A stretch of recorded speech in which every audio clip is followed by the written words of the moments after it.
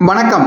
வள்ளுவரே, பயனில்லாத பண்பில்லாத பேச்சை பலர் முன்னாடி பேசுறதுனால அவனுக்கு நன்மை இல்லைங்கிறது ஒரு புறம் இருக்கட்டும், இப்படி அலுப்பும் சலிப்பும் முகச்சுளிப்பும் வெறுப்பும் உண்டாக்குகிற பயனில்லாத பண்பில்லாத சொற்களை பேசுவதால் அவனுக்கு இயல்பாக வரக்கூடிய நன்மைகளும் கூட இவனுக்காக செய்யணும்னு மற்றவங்க நினைக்கிறதுனால கெட்டு போகும் இல்லையா?